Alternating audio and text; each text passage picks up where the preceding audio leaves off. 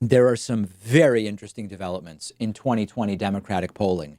I know by now that merely reporting on polling loses me subscribers and makes a lot of people very angry. But there are new polls that are just too interesting not to talk about. Now, the highlights are there's two sets of highlights. Okay. I'm just the messenger here. I didn't do the polls. In two recent national polls, Elizabeth Warren has taken the lead ahead of Joe Biden nationally. Okay. In one recent poll, Andrew Yang is in fourth place, polling 8% in that one particular poll. So let's discuss. Don't kill the messenger. I didn't do the polls. I'm just reporting on them. So let's start with the national polls.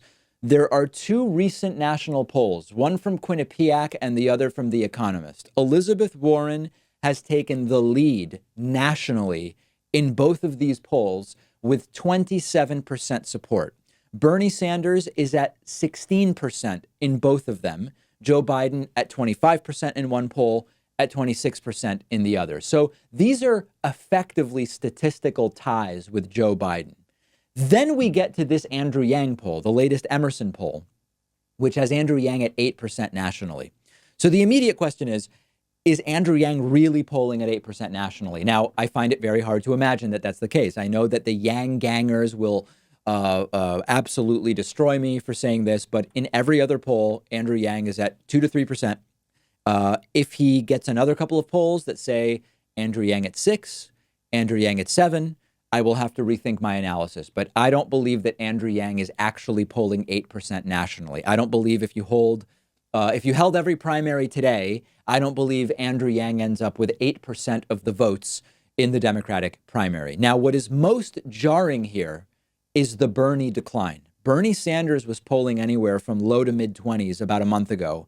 And he now, other than the Emerson poll, which also has Yang at 8%, which raises some questions, just about every recent poll has Bernie between 14 and 19%. Now, to be clear, I don't like this, okay? Bernie's the most progressive candidate, followed by Elizabeth Warren.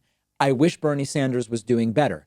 But if you look at the state numbers, they also aren't looking that great for Bernie. And it makes me think that there's probably at least some truth to the Bernie decline. If you look at Iowa, the latest poll has Bernie well down in third place with only 11%. If you look at New Hampshire, which is the second primary on the schedule, Bernie is also down in third place with 12%. If you look at Nevada, the third primary, Bernie is down in third place with 14%.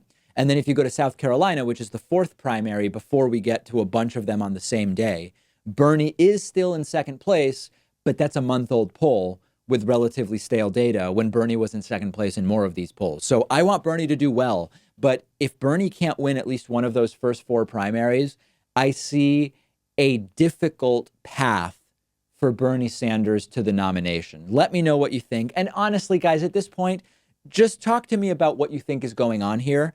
Don't smear me. Don't say I'm a shill for this person or that person. These are not endorsements of any particular candidate. I've made it clear. I believe Bernie is the most progressive candidate, followed by Elizabeth Warren. I'm not going to smear either of them. I would be delighted to see either of them as presidents of the United States, in the sense that they both would be the most progressive president in the United States in the modern political era.